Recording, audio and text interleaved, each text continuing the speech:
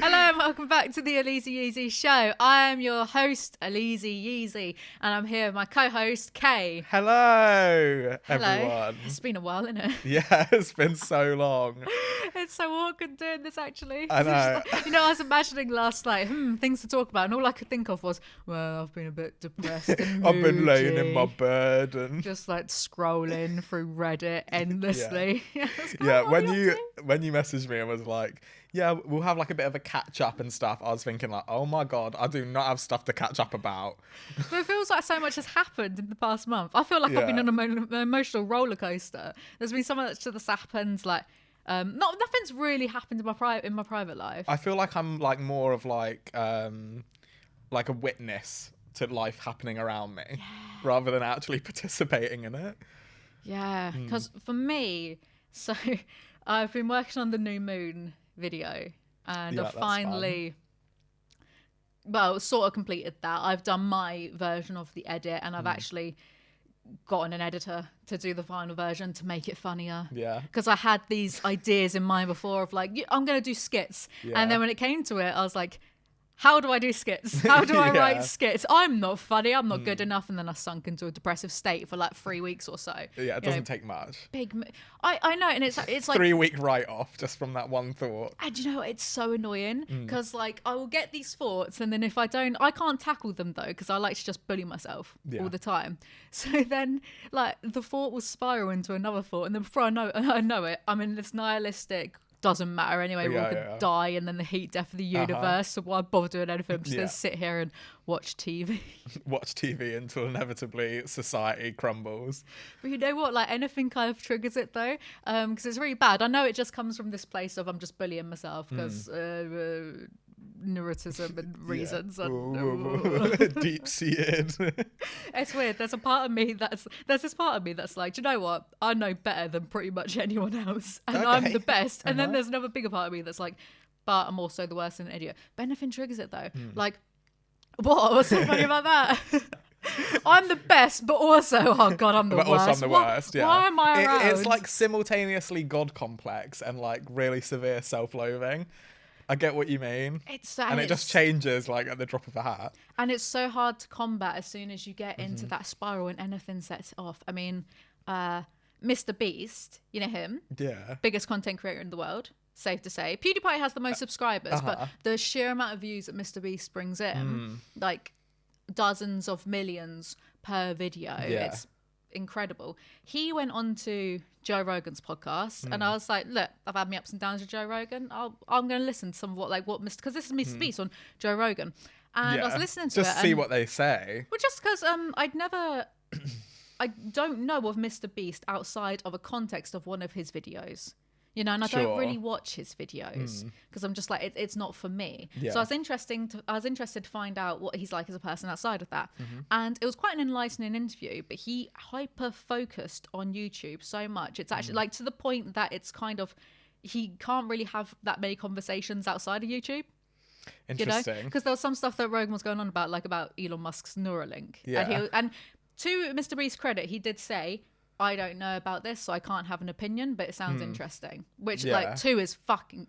I'm trying not to swear anymore. Ever since Kadikarus was here, he was like... Use your one swear word of the session, and we're barely even a few minutes in. I've started saying flip.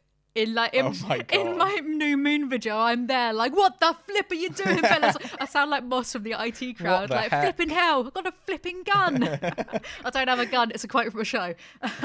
In case like SWAT are now arriving outside. To MrBeast's credit, what is his real name? Just MrBeast, isn't it? Yeah. To MrBeast's credit, please, MrBeast is my father's name. That he can sit there and go, I don't know about this, so I don't have an opinion. Yeah. More people should do that. I know. We should normalize doing that. It's okay to just not know about something or not have opinions on things. It's absolutely fine to sit on the fence. Like, not everything needs to be so extreme all the time, you know, but he can't carry conversations outside of that. Do you know what, bro? Because years ago, I used to listen to Rogan on and off when he had like interesting guests on. And why I stopped listening to him, it seems separate to why other people stopped listening to him, was because one time he had Dan Aykroyd on, who starred and wrote part of Ghostbusters. And Dan Aykroyd is like the UFOologist. I mean, he can talk about the Betty and Barney Hill case, and he'll be spitting out like dates and exact times and the time zone, and like his mind's incredible. But because Rogan was someone who used to be like, oh yeah, maybe with Eddie Bravo, like maybe space is fake, like the moon landing was fake. We're talking like in there with conspiracy theories. Yeah. But then he has Dan Aykroyd on, and the whole time he's got like this. And this is like his peer, his like Hollywood and comedic peer. And apparently they're friends. But for me, I felt like he was being so sneery and so dismissive. And it was such like a 180 from the Rogan of like years. But I didn't watch him like, I went through this time period of maybe a year or two of like watching some of his podcasts. So I don't know his early days. I don't really know what he's been up to since, you know. But that just really left me a sour taste in my mouth. I was like, but why are you being like this when a few years ago, you were being like, maybe space is fake. What? Yeah. You don't get to sit there and be like... So you'll believe in like all of the like really wacky conspiracy theories, but won't entertain the idea of like aliens being real. That's why I made I think that is why I made a video a few years ago about Joe Rogan being a paid for by NASA shill. And it was a joke video. It was like in the kind of style of like an Ancient Aliens type thing. Yeah. But part of me is kind of like, what if he's got the biggest podcast in the world, what if someone has given him like $1 million just like shut up about the aliens? Yeah, Do you know what I mean? We don't know these things. It's just interesting to speculate. Just tell them that aliens are ridiculous. But it's funny though, because in the MrBeast interview, I don't know why this has turned into me doing a bit of like slander on Joe Rogan. I know. I'm sorry, Joe, please don't beat me up. He's stronger than me. He's so strong. He could not. Have you seen him take it? No, have you seen him kick stuff? He comes near me kicking. I'm going to be flying. I feel like it's so easy to disrupt a kick, though. Whilst he's on one like you would just kick him in the other shin, wouldn't you? We don't condone violence on this podcast. Joe Rogan, please don't come for us. We're not going to get into fisticuffs. But he inviting him for a battle. I know, boxing match with Joe Rogan. When let's do an MMA fight. It'll be huge. Oh my god, yeah. We can get onto that. I watched the YouTube boxing fight. I've got some thoughts on that. Oh my god. I know, I'm so over it. But he said to MrBeast, and he puts on this voice when he wants to impress people. And I've heard him say this a few times before. He said, this writer from the 60s once said that humans are the sex organs of the machine world. And his voice went like that to sound impressive. And then MrBeast just went, what? What's that mean? Yeah, what? I went over his head completely. And I'm just like, Joe Rogan, I've not listened to you in a few years. Yeah. Why are you repeating stuff you were saying like 5 years ago? He's obviously run out of content at this point. Please read a new book, Joe. Just read a different book on like brain science or whatever. To be fair, after like a good few years, you would just be like, right, I've like run out of things to talk about. I'm just gonna start repeating all the things that I've already spoken about. I'm choking on my peppermint tea. I got too overexcited then. I completely forgot the reason why we just started talking about Joe Rogan. No, that's why, because MrBeast was on.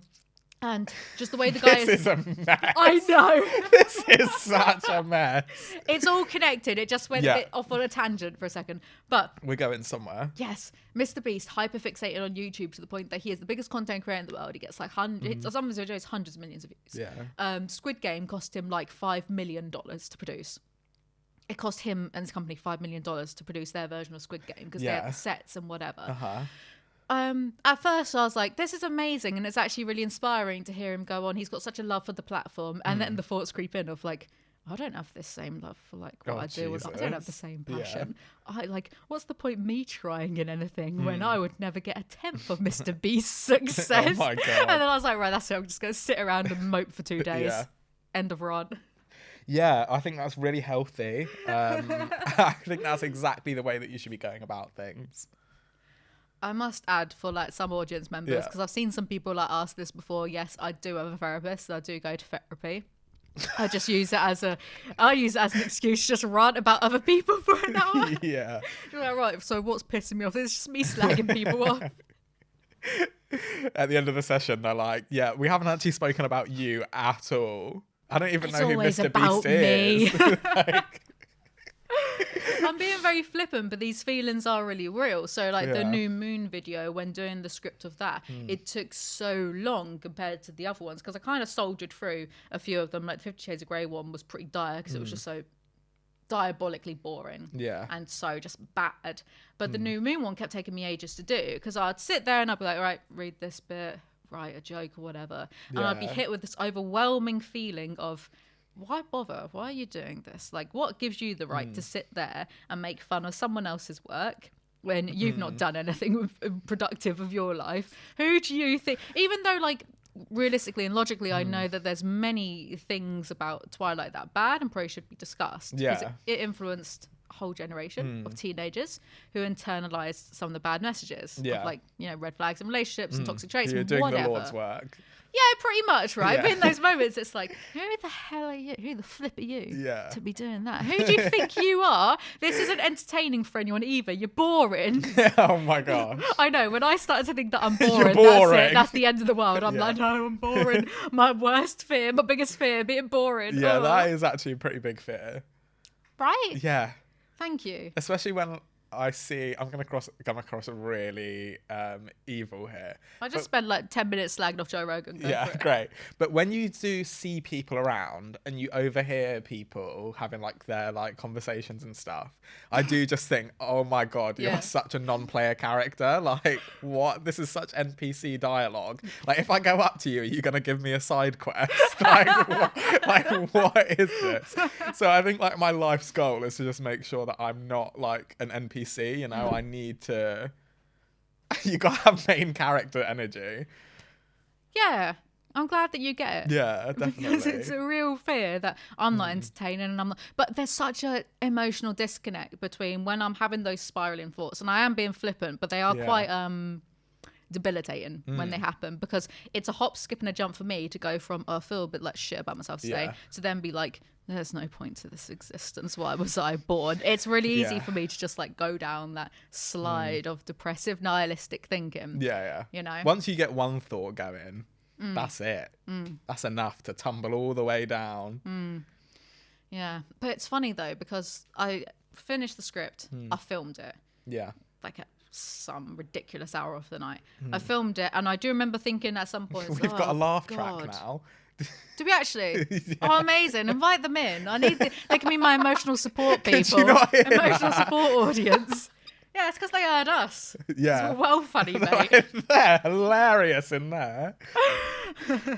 Too nihilist, too depressed Our nihilist. egos. What do you mean, our egos? 2 seconds ago, boring, not funny. Now, those people outside are laughing at us. That perfectly like exemplifies my point though of how quickly it flips. Delusional. Because there were points like during the film of it where I was just like, what am I doing? What am I doing? Why am I doing this? I'm not funny. I should just go live in a bin for the rest of my life. I get like that. I'm just gonna go live in the alleyway outside my house. I don't know why. I don't know why, like a stray cat. Yeah, why is that the logical next step?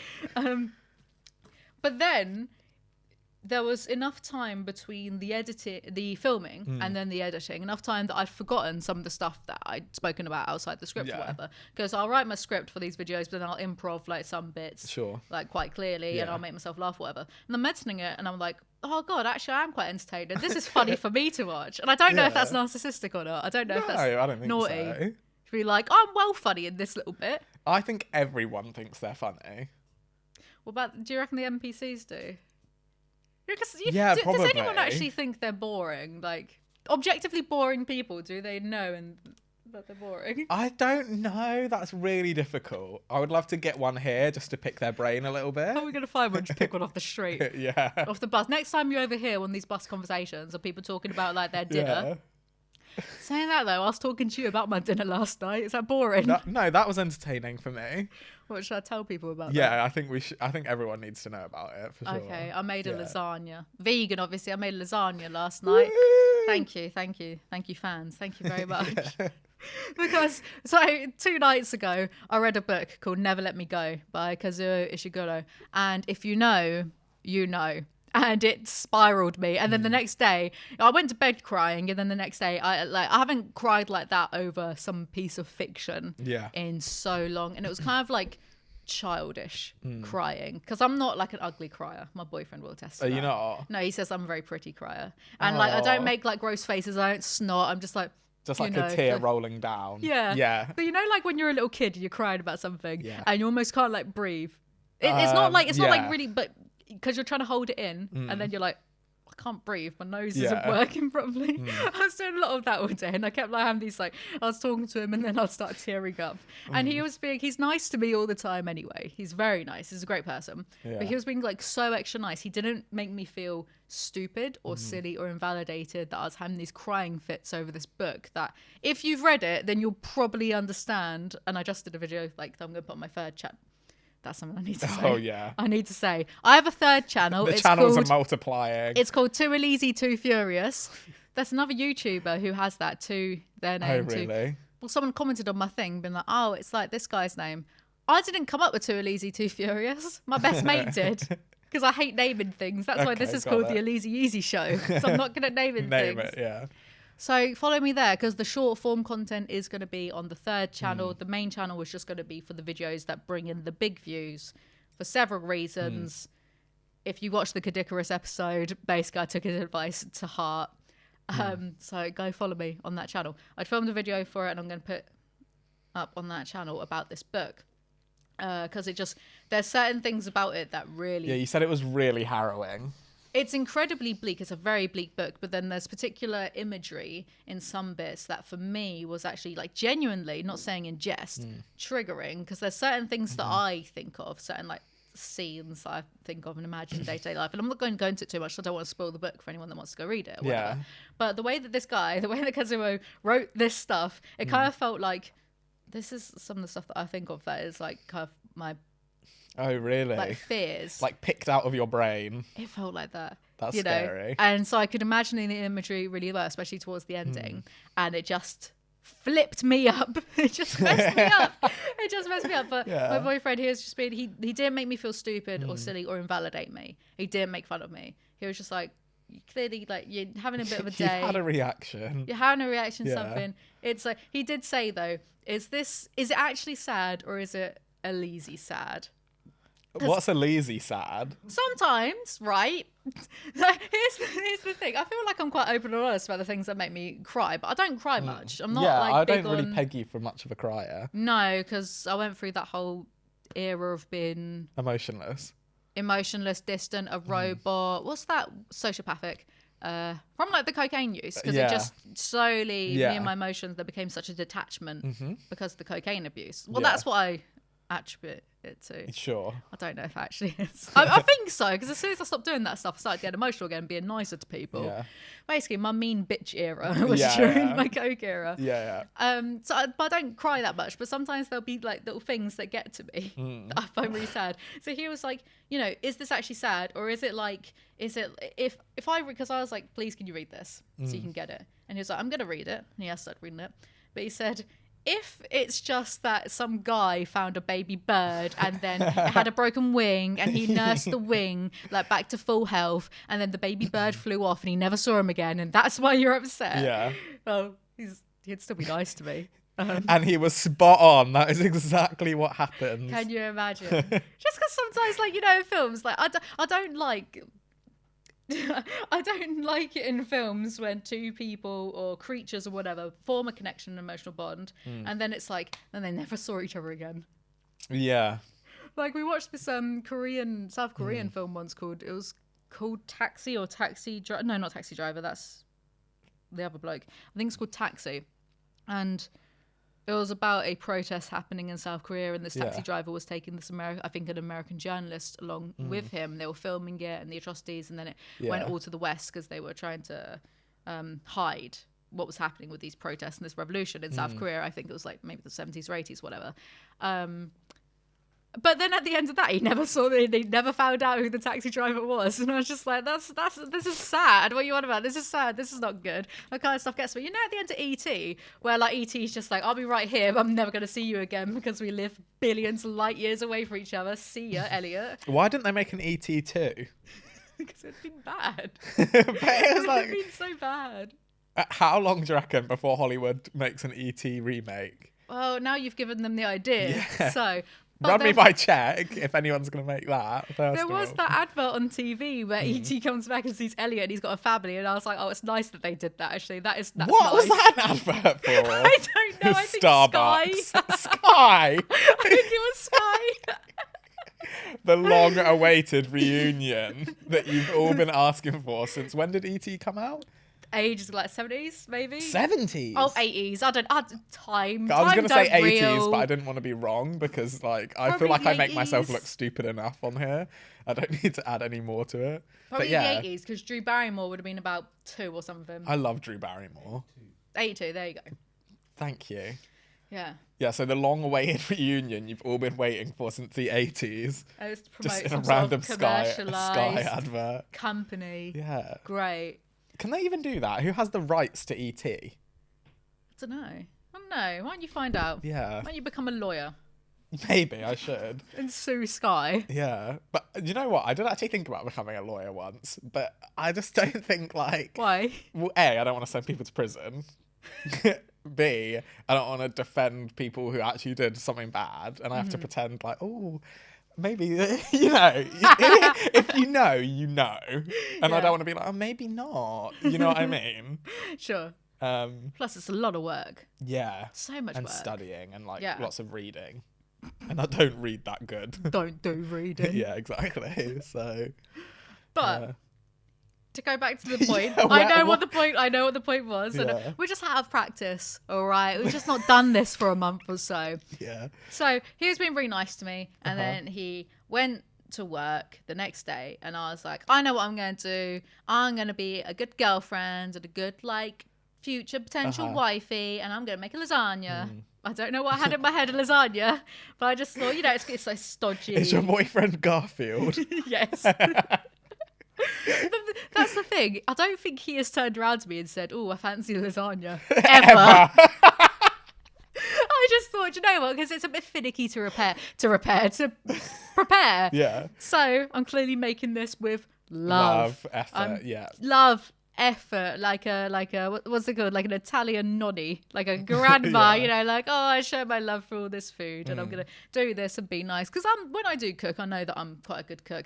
I do put up videos of me cooking sometimes, and sometimes it's a disaster, but you have to understand that is hammed up for comedic effect. I'm not hopeless. It's not real. I've never cut myself, Ever. like from chopping vegetables. Oh, really? Fallen over stuff, yes, but I've never like cut myself. Fallen over stuff? Fallen over what? The ground? Yeah. I don't know. Okay, got it.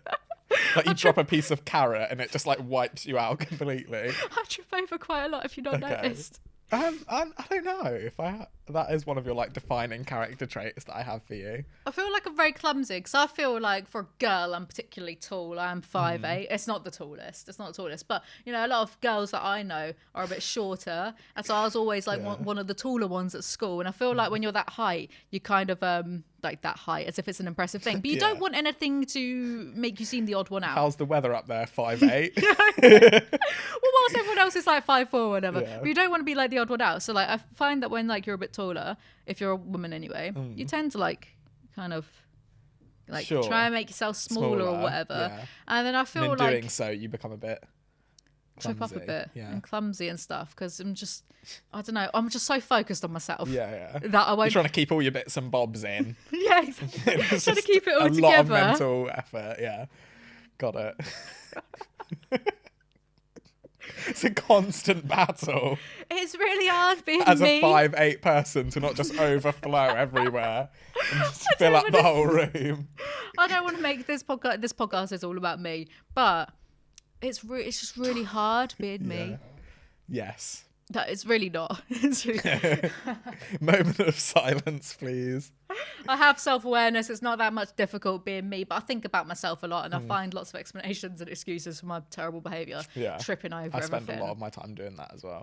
Do you know what? Sometimes I find that it's calmer, because sometimes like, I'll be walking down the street and I'll be feeling myself, and I'll be in like I'll be dressed like this and be Yeah. like, do you know what? I look the shit, and I'm the best person to ever grace this pavement. And when And I then have, you trip. when I have those thoughts, is when I trip over, and it's Yeah. the universe being like, Humbling bitch. you. Yeah. So I'm trying You to were make, getting a bit too big for your Always. boots there. So I'm trying to make this lasagna. Mm-hmm. You know, with like vegetables and vegan meat and that kind of stuff. I'm trying to make this lasagna. I get the pasta sheets, right? And I always see the Americans boil the pasta sheets or parboil them, whatever, before. Yeah. Because when I made lasagnas at school in cooking, Yeah. you would just put the dry sheets on the layers, Yeah. and then it would cook in the oven. But I see Americans boil it, so I'm like, do you know what? Fine, I'll boil it. That's your first mistake. Copying anything an American does. Most of my fan base is American. I'll tell you, they're gonna Just come kidding, after guys. us. They're gonna Just be sailing kidding. over You guys on have a boats. lot of good ideas. Yeah. It's just the execution. Keep up the good work. I'm joking. Well done, America. Well Yeah, done. well done. Well, Greatest country in the world. yeah, well, they got this one wrong, didn't they? Because I put half the pasta sheets in. Or you did. I don't know. I'm boiling them away, and then me being clumsy, I'm just like an octopus. I'd knocked over the rest of the pasta sheets. They go on the floor, so I'm like, right, well, they've got to go in the bin now. And then I go back to the pasta sheets, and they'd fucking flipping stuck together. Oh God. Because I'd read, like, you know, make sure that you twirl it with a fork to make sure the sheets don't stick together. And when I went to do that, they already stuck together. It was like instantaneous. Like you took your eyes off the pot and they were immediately like. And also the pot wasn't like that big. Yeah. So they were kind of like cramped around, like folded on themselves. Oh, God. So then I quickly took them out, and then it was like they were getting a bit hard. So then I was like, shit. So I put them in cold water with some like oil. Yeah. And I just let them sit in there for a bit. In my mind, I thought it will soften them more. This sounds so stressful. And then whilst I'm like, you know, cooking the stuff for the insides of it, and we've not Yeah. got any Italian herbs, and I'm like, where the hell's the Italian herbs? We had a whole pot of it. How could it have gone? Oh, this bloody house, I'm always losing stuff. Just Yeah. chuck loads of what Googling what goes in Italian herbs. It's like oregano. I don't have that. Who has that? Yeah. Basil. Oh, don't have that. Yeah. Rosemary. Chuck loads of rosemary. Oh my God. Okay. Nice. To make up for that. So that's a disaster. And then I'm getting like the pasta sheets, and they haven't come unstuck. They haven't floated away from each other. So then I'm meticulously for about a good 10-15 minutes slowly peeling these pasta sheets away from each other. Most of them were intact. I did it well. Took my time, was impatient. So much effort. The last like two started being all shredded up, so I stuck them on the top because it don't really matter, does it? In my head, because like the way I visualize time is terrible. Yeah. So I'm like, oh, it'll take me 30 minutes to have a shower, do my makeup, whatever. I'll film whilst it's cooking. I'll film like my video in that time. Maybe film some TikToks as well. It'll be really productive. I film one video. My idea was when he gets home about like 7ish, it'll be ready for him. Like a good housewife. I know, I was being really nice, you know, so I just wanted to show my love and appreciation and care. Embrace tradition. Yeah, right. Well, actually, he cooks a lot for me. Okay, that's good. Sometimes, do you know he did once? He did several times, actually. Yeah. When I was asleep, he cooked waffles, and then he came into the room, and he had the plate of waffles, and he put them like near my face to wake me up to the smell of waffles. Oh my God. Like I was Michael Scott in the I Like to Wake Up to the Smell of Bacon episode of The Office. Obscure reference. It's not. It's a very famous episode. People are like, you know that? Michael Scott? Yeah. He has like a George Foreman grill, and then he accidentally steps in it and cooks his foot. Jesus, Yeah, that's painful. No, because he cooks me and does like all these nice things for me all the time. So I was like, right, you know, now I feel like I don't need to do a nice thing for a while because this was a big nice thing, and it was such a pain in the bloody ass. 3-hour late lasagna. Yeah, That's my good deed done for the next year. Literally at like 11 o'clock we start eating this lasagna. 11? I'm trying to do time restricted feeding. I'm trying to eat between like 8 and between 12 and 8 every day because Andrew Huberman, the neuroscientist, he says, blah, blah, blah, and I don't have independent thought. I just follow. Anytime I listen to the Andrew Huberman podcast, I just like do what he says, basically. You're like, some way to restrict my eating. Sign me up. We don't talk about that. We've never mentioned that. Oh shit! Do we not? Have we not? No, I've never mentioned that. But it's not like that. You know, Okay. it's the, am I trying to lose weight? Yes, but it always fails anyway. I don't have Yeah. a problem. I have these ideas of like, maybe if I just don't eat ever, and then 2 hours later I'll have like a vegan Mars bar. Yeah. I don't have the same kind of energy that I had as a teenager. Can't do it. Yeah. I know what you mean. I used to just not eat as a teenager. I don't know how I did it. Yeah. How was do you function? Like, Exhausting. yeah, it's weird. Would go to school, go home, fall asleep. I feel like as a teenager, you must just not need food. No, you should eat a lot because you're growing. Guys, It's just the that way is- we did it. I feel like someone's gonna like take that out of Diagnose us. context and be like, "Yeah, I don't need to." Guys, everyone do. needs to eat. You do. 3 Don't meals a day have- at least. don't have breakfast. Breakfast is a bit of a I con, don't eat isn't 3 it? meals a day. Breakfast is a Ever. con by the breakfast industry. Oh, sure. Start your day off by eating a shit ton of sugar in a bowl. Oh. Brilliant. Yeah, big breakfast. That's big breakfast breakfast, is is it? going to be a big cereal. So, where was I? Oh I god. don't know. No, I'm doing the intermittent yeah. fasting thing because 12 to there's 8 thing. there's actually a lot of benefits for your body, and we would have done something more like that when we were hunter gatherers. You wouldn't have eaten constantly throughout the day, and it's better for your blood sugar levels and that kind of stuff. And also, I don't like waking up and eating in the mornings because it makes me feel a bit sluggish and weird for the rest of the day. It sets me up a bit wrong. Okay. You know. Not because I've got any issues. I have a lot of issues. I mean, everyone knows I have body dysmorphia. I have a lot of issues. Yeah. So, like, we're eating this bloody lasagna at 11. Yeah.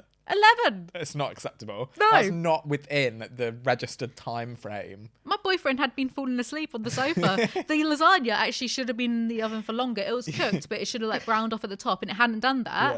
Yeah. But I was like, I can't take this anymore. What you because should have done is woken him up with the smell of lasagna. Oh, my God. I should have texted you. Yeah.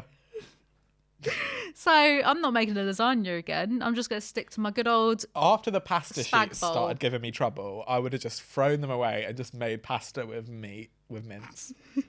Like, I would not have persevered like you did. Oh, So that is commendable, I think. I was complaining about it. The entire time. I was being like, I'm so sorry. I'm so I was being like really overly apologetic. I don't know. Yeah. It's because I've just been in that emotional state for a few Yeah, days, yeah. you know. I'm sure you made the whole ordeal really unpleasant for him. No. I'm doing this nice thing of cooking you a lasagna, and I'm going to complain about it the 3 entire hours time. straight.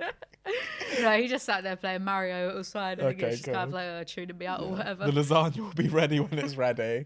But it was good enough that he ate 3 big portions, 3 big slices. Nice. And I had 2. It was bloody good and bloody Okay. eaten for like 6 hours. I was hungry. Yeah. So that is my lasagna debacle. And you had worked really hard for that lasagna as Thank well. you. Thank you for the appreciation Yeah. being shown. So now you don't need to do anything nice for the next, I would say, 3 to 5 years. Ah, well, actually, last year, this company came out with this, I don't know if it's 3D printed and I don't know how that works in terms of food, but they came out with this vegan tenderloin steak thing. Yeah. And I bought it specifically to make a video on it. Yeah. But at the time, at the flat I was living in East London, my oven stopped working. So then I had Kesmotion, my other mate, come round and we sat in my little garden and we barbecued. And this was, at the time, it was very expensive. It was like over £100. Really? It was like over £100. But at the time, yeah, for like a tenderloin like this, so you could get like a lot of portions out of it, but it's Yeah. kind of like the first of its kind, Oh my God. you know. And it's like, I mean, how good was it, Kesmotion? We did it on a barbecue, but it was very good for like a vegan steak. It was like pretty much almost there, like you guys were saying. Very close. Really? 90% from a meat eater, 90%, you know. Why have we not heard anything about it? I don't know. It's called, I think the company's called Juicy Marbles. And it's like a vegan tenderloin steak. And if you look it up, so at the time it was like £100. And I was like, I don't know if I put that on my company account, because if I did, I'll be in trouble because I didn't make a video, because we filmed it. But then Yeah. afterwards, I just felt like, the audio is a bit rubbish, and we're outside in my like little courtyard area, Yeah. and the sun had gone down, so we had to Yeah, like yeah. move my light, and it was a I bit can of imagine it being very grey. it was just a bit of a disaster, Yeah. you know. And I was like, I can't be bothered. I'm not putting this on my channel. Sure. But I saw a article about them again recently, and now you can buy like 4 steaks, and if you remove the post and packaging, which is like €15, Yeah. it actually comes out to like £6 per little steak. So it's gone a lot cheaper. Wait, how many steaks did you pay for? Well, it was a tenderloin before, so you could have made like, I don't know, I think maybe like 6 or 7 portions, but now it's a lot Okay. cheaper. So I ordered some. So I'm gonna have a steak night at mine. Nice. Vegan steak night. Oh my God. That'll be a disaster too, no doubt. Nah, you'll nail that. How hard can that be? I'm going to get Kesmotion to cook the steaks. Yeah, that's a good idea. Former chef. So those are all my culinary disasters and future culinary disasters to happen. Brilliant. Should we get onto the Reddit content? Should we bother? Yeah, We've got 20 minutes left. Have we only got 20 minutes left? Yeah, Oh my God, I don't know. Should we? Shall we read one? Let's read one. Yeah. See how it goes. All right, cool. Because I was looking at like the confessions page first, and oh my God, the confessions page is like kind of dry. Like, Yeah. it was always either like, I hate my parents, or like, I want to have sex with my coworker, and it's like, this is all stuff that we all experience, you know. So let's see. Okay, this is a good one. Am I the asshole for trying to lighten the atmosphere and be friendly to, and then this is all in caps, my own little sister? Okay. So I feel like there's already a general vibe. I can't believe my life has turned into this. I need outside perspective to make sense of what is happening. Some background. My family is a huge, in brackets, 40 people, joint family, 3 generations, living sort of together. We own some factories and are in a construction business. We live in the same complex in adjacent buildings. Top 3 floors of 3 buildings belong to us. Can you imagine? Like, all of your family just being, like, stuffed into, like, the top 3 floors of a building. I know this one. Oh, yeah, you do? Yeah, Tories. 0.1%ers. Yeah. All the kids grew up together. Some of us are closer. They all get along very well. And there's a younger sister. And they used to play pranks on each other because there was so many kids. And usually, like, the biological siblings would team up together and they would target each other. Okay, interesting. So they would mostly prank their little sister, basically. They went off to college, and their little sister, who they'd always prank, just stopped talking to them. Didn't consider them their big brother, was snarky, sarcastic, and rude. And after they moved, she never contacted them. Didn't even like my Insta pics, which I think is particularly egregious, actually. That's such a... You know your family relationship's dissolved when they stop liking your Instagram photos. What a millennial new generation Yeah, thing I to know, complain about. Who cares? I know. My parents told me to give her space, and a few years ago started saying my behaviour had adversely affected her, so she's just adjusting, which I should have raised objection to, but I didn't really understand. Why? Why would they raise objection to that? Yeah, oh, here's the consequences of my actions. My actions, exactly. How dare you? Since coming back, Amy doesn't even look at me. I tried to lighten the atmosphere by playing a mild prank that has backfired tremendously What could possibly go wrong? So much so that I'm being called a bully and I'm not even allowed to be seen near Amy's room. Mild prank in question, I found a sheet of plastic and laid it on her bed and poured water and beer on it, creating a layer which would wet her if she sat on it. But it flowed down and ruined her carpet and the plastic holes in it, so her bed is ruined as well. Her room smells like beer now, but it's not like we're poor and can't afford new bed or carpet. Not only am I being called an asshole, I'm accused of bullying Amy, and she is milking it for all she can. I'm her older brother, for fuck's sake. I need someone to tell me I'm not going insane. How is that a minor prank? A minor prank is something like swapping out the sugar for the salt or whatever. Even then, that's annoying. That is annoying, yeah. You ruin someone's cup of coffee or tea or whatever. A minor prank is like hiding around a corner and jumping out. Yeah, I do that a lot. Same. Not making my room stink of beer and like my ass being wet, and then I have to do laundry because I've sat in like water and beer. And then you have to get a new bed. That's gonna. They live in the top 3 stories. Yeah, the bed's gonna have to be taken all the way up. Oh my god, that is hell. That's drama. Yeah. So I would say, yeah, definitely the arsehole on that. But when I was reading this, I was genuinely thinking, like, when I got to the end and I read that prank and stuff, I was thinking, like, this has to be fake. Because do people really have that little self-awareness where they think that, like, that's a good prank? Yeah, I would say that quite a lot of the Am I the Arsehole posts, even though I like doing videos on them, but I'm very aware you have to take them all with a pinch of a massive handful of salt, actually, because a lot of them probably are fake to be rage bait to then get good karma on Reddit just by points, which I don't get. It's like getting gifts on Reddit as well. Like, it's not I don't know, you don't... I've definitely read quite a few where I thought, like, this is just, like, not real at all. Like, I actually, on the confessions Reddit, I read one and it was like, I, female, like 25, am straight, but I love, like, sucking my female friend's boobs. And, like, I really enjoy it and stuff. And then everyone in the comments was like, a man definitely wrote this. Like, Stephen King. And they were all like, this is some like weird man who's like trying to live out his like fantasies on the Reddit confessions board. Yeah, but then you have to consider with the Am I the Arsehole ones, if they're not, if that one isn't fake, then how did someone really type all of that out and not have a modicum of self-awareness to realise that, oh, actually, I am a wanker. Yeah. How does someone the bravery to just post it on the internet and be like, I'm sure people will agree with me. To have the confidence of a completely average bloke. Yeah, exactly. Yeah, definitely an arsehole. Yeah, I would say that's pretty ridiculous. Also, I don't blame her for not wanting anything to do with him. A prank. If the recipient is laughing, then it's a prank. But then if the recipient is feeling like embarrassed, ashamed, or like bad, and doesn't find it funny, then it's bullying. It's not pranks. Yeah. It's like it shouldn't be like at someone's expense. Yes. Yeah. Yeah. It's like if we have banter and jokes and stuff and mock each other a little bit, if we're laughing, it's fine. Yeah, exactly. If one of us got offended, then it's not a joke and it should be rectified immediately. But I can't believe that person, shouldn't you like my Instagram pictures? Yeah. So what? You can tell that's really triggered them as well. Like, what a thing to mention. Yeah. She won't even talk to me. She won't even like my Instagram picture. Okay. So? You don't understand, people. I'm losing likes here. I'm losing engagement.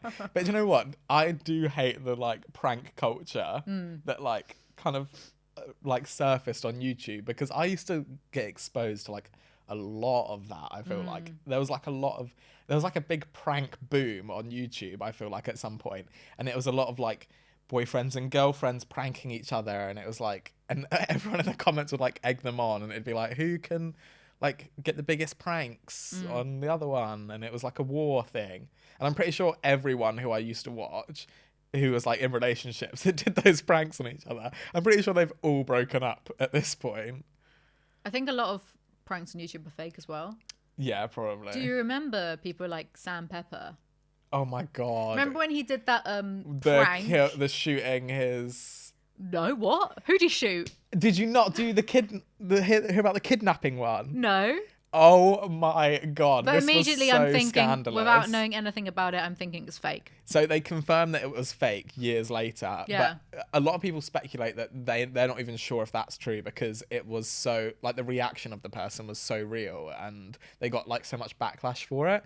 But they basically did a prank, Sam Pepper and this other guy, where they pretended to kidnap. Well, they didn't pretend to kidnap this guy. They kidnapped this guy. They kidnapped their friend, and then they had him like tied up to a chair, like on a roof, with another of his friends, and they pretended to kill the friend. The guy like had like a bag on his head and stuff, and they pretended to kill the other guy in front of him.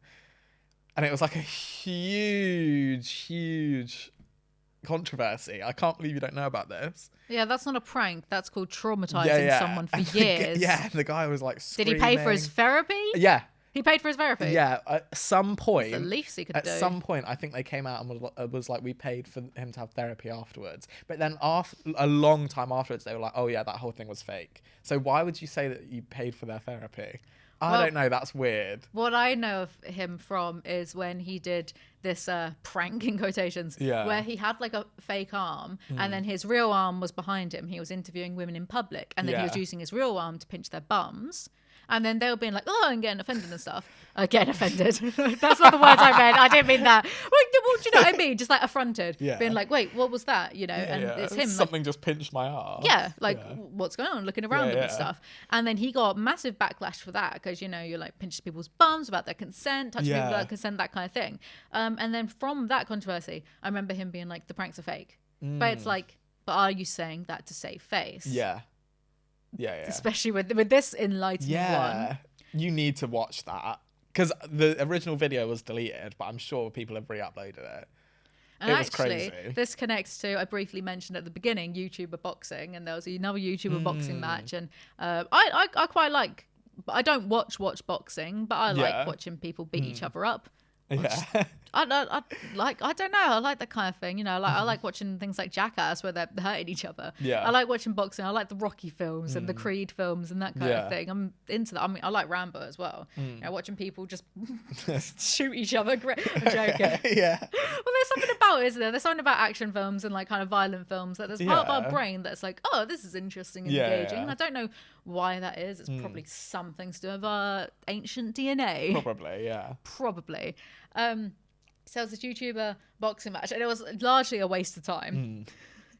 Because they all are a waste of time. But in one of the matches, so like the headliners were Deji, who I have the biggest soft spot for. I don't want him to keep doing boxing because he keeps losing, and it's he's disappointing himself, and I have a soft spot for him. Yeah, I think sometimes people are a bit too hard on him, you know, because there's lots of videos of him on the internet reacting very badly to things that like his brother KSI has done, and he's like really. Sometimes you can see him get really, really distressed by certain things. It's like I don't think for his kind of audience, he's maybe built up a thick enough skin to some things, you know, and I don't know, there's something about like seeing Deji get distressed, like it just activates some sort of weird like almost sisterly no, it's okay, like I'll take you under my wing. Should Deji. Make him a lasagna.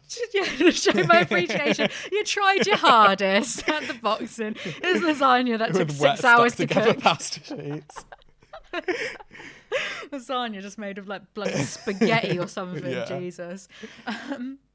So it was him versus this guy called Alex Wasabi, who's this like LA influencer who's like kind of the most cookie cutter, like nice guys ever. And it was kind of a waste of time. Okay. But in one of the matches, Vitaly was in it, and he's a Russian YouTuber that used to do pranks on YouTube. Yeah. His pranks were like... I think I've heard of this guy. Yeah, because his pranks were mental. And I know that he's had some controversies and like he's been in the news for stuff that like, let's just not get into that. But he's kind of... I remember he did this video once years ago where he came out and he was like, all the other prankers are fake. They're all fake. I'm the only legit one. And he's like spitting. He's getting so... He had this video, I think it got deleted from YouTube. I don't think you can find it anymore. And it's so funny because it's just like... He's terrifying. He's like... He's huge and he's like a Joe Rogan. He could kill me too. So but I'm not going to like make fun. Joe Rogan, he wouldn't. Like, come on. He'd probably find me funny. Vitaly, I'm not going to slag off for anything because he terrifies me. You should have seen him in this boxing match. He was like just... I don't know. It was like watching a bear trying to tear apart like a picnic. The other guy kept headbutting him, which is illegal. This guy headbutted him 3 times and did not get disqualified. Meanwhile, this other guy, in one of the earlier ones, headbutted this other boxer. I don't know who these people were. Some guy headbutted another guy, disqualified immediately. That was the end of the match. This guy literally headbutted Vitaly 3 times, didn't get disqualified. Oh my God. Bit of a... See, that's my problem though, is I feel like if I was in a boxing match, like public boxing match, I feel like I would get so into it, I would forget that I was in a boxing match and I would just start like kicking them in the nuts and stuff. Yeah, so you can't do it. You've got to keep your head. You've got to be very disciplined. I'd start like pulling their hair. You can't. Like, you got the gloves on. How are you going to do that? I'd take them off. I'd throw them at him. Just like pull them off. Just go for them. Clawing his face. This video that Vitaly did years ago, honestly, like I remember watching it and being kind of like sort of horrified but also just laughing because he's getting so mad. He's talking about these other YouTubers. He's saying stuff that you can't say on YouTube anymore about how like the pranks are fake. The pranks are fake and he's the realest person, so he could beat these other people up. He could do more than that. He could he would like kill these people, chop their heads off, like fuck their skull. But I don't know but I'm pretty sure he did say that. I'm pretty sure he definitely said something about like a skull fucking. This like I never said that in my life. He's getting so mad in this video. He starts spitting. He like actually being like, "You're a pussy," spitting on the floor. Oh my God! Like, I'm gonna fuck your mum. Like saying this guy. Jesus. Who cares about the flips? I'm gonna flip your mum. Just like, and I always remember this video because we're like, way over our swear word quota for the day. Loads of the commentary channels who I used to watch and still kind of do, like Pyrocynical, this Russian YouTuber called Roman, and the Elias No Fuckers. They all did videos on it, being like, "He is insane. Yeah. Like, is he okay? Yeah. This is mad." And then, like, because he's clearly got so much angry energy. So in a way, I think it's kind of good if he's channeling it through boxing. Into beating someone up, yeah. It's a good way to channel that kind of, because I think like to be a fighter, you actually, to be an actual fighter and learn like a martial art or a boxing or whatever, you have to learn to be disciplined. And then you also, I think the best ones go around not starting fights because it's not about that. Yeah. You know, like you didn't hear about, I never heard about Muhammad Ali scrapping with someone in an alley, you know? Yeah. Like, it's kind of like...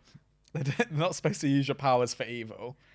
Well, yeah, and also like there comes with it when you know that you're like really physically strong, there comes a self-assurance that you don't need to front and you don't need to show flex off. it, yeah. Yeah, exactly. Like I sometimes That's why I'm so like chill and that's why I'm so scrappy, because I'm physically weak. Yeah. I'm just like a chihuahua barking at people. For it. No. I watched I like to watch those. I think Vice used to do them, those what these people eat in a day, but it's people like ballerinas or strongmen, and strongmen eat like 10,000 calories a day. And there's one strongman, he's going around the shop in America, and this old lady, because he's huge, because this guy can like lift a fridge. This old lady's like, oh my god, you're big, and he's just so nice and like conversational and personable with everyone. And I think that self-assurance comes from the fact that like, well, no one's gonna mess with you, no one's gonna try it, you're literally the size of an elephant, like you don't need to. Sure. So I think in that case it could be good for some of these people. But then like with the YouTuber boxing thing, it just annoys me, because it's like, we've only got a few minutes left. This is why it annoys me. It's like, well, they only wait until there's the big matches to do a match, whereas like an actual amateur boxer will probably do like 20 matches a year, and then like the higher you go, the less you have to do. So like the heavyweight champion, whoever it is, I forget their names, probably only has to do like 1 or 2 fights a year, because you're at that level. But these YouTubers, they're professionally training, but they're not doing. Are they though? Apparently, that's what they tell us. I feel like maybe they are now, but in the beginning, I'm pretty sure it was just like, let's go in a ring and like throw punches at each other. Yeah, but they only wait to do these matches until it's these huge spectacles where they're obviously going to earn like a lot of money from it, whether it's from advertiser deals or YouTube or whatever. But then no wonder the matches aren't of a good quality. These people in their spare time aren't doing like amateur match a month, like down the road at a gym. Yeah, which is, there are people from my hometown, and me and my friend laugh about like again, it's that thing of like, these people could like genuinely kill us, but it's so funny because it's like, we knew these people growing up. There are a lot of people from my hometown, for whatever reason, who have become MMA fighters. Really? Like bare knuckle cage fighters, that kind of thing. And like their Facebook posts are hilarious, and they're terrified. Like, cause they like, you know how like Muhammad Ali had his like float like a butterfly, sting like a bee, I'm the great Muhammad Ali, and it's kind of like, oh, that's nice. But these people, the stuff they put on Facebook, it's literally like, I'm gonna kill you. And it's just like, these aren't people using their powers for good. But these people who are doing these MMA fights from my hometown, who are stacked, and they're doing it like once a month, whatever. Like a YouTuber boxer won't be able to last like a few rounds with them, because they're not putting in that little bit, and that's what frustrates me. I feel like it's just for show, isn't it? Really? Well, exactly, and it's like, it should be about the sport. It's frustrating. But that's why it does give me a kind of bad vibe, and it always has, because it just does feel like the YouTube like boxing fights are just about like ego, and just being like, well, masculine. Let's fight. Let's just fight for no reason. Yeah, and I don't see why it should be taken seriously. I don't think YouTube boxing should be, because some people are talking about, like, I think True Doherty talks about how like it's good that it's been taken more seriously, but I don't think it should be, because like Deji's done 3 matches and he's lost. Why isn't he not doing the one a month down at a little local gym near him? Like, are these people thinking they're above it? Because if they really care about the craft, then you should be trying to get in a ring as much as like physically you can. You're not putting the actual time in. Yeah, exactly. It's like, oh, Jake Paul, how many fights he's done? Like, under 5. Yeah. You know? Basically, you should be like a boxer manager. I think that's your calling. I would love to. I do like the Rocky Balboa films. You'd be great. Thank you. Thank you Just so get much. in there and beat them up. If you do well, I'll make you a nice lasagna. How long you got? 10 hours? They're like, I'm all right. And that is all for this episode. I hope you enjoyed catching up with us. What the hell was that? I think it's quite nice. Look, I listened to a lot of Jackmates, and the best Jackmates episode are where it's just him, Stevie, and Robbie chatting shit about nothing. Okay, great. Well, so let us know in the comment section if you enjoyed us chatting shit about nothing. We've got to go now because we're going to get kicked out. Woohoo! Overstayed our welcome. Remember to like, comment, subscribe. Follow us on Spotify, iTunes. Follow this channel, my main channel, my third channel. Follow Kay on Instagram. See you guys next time. Bye.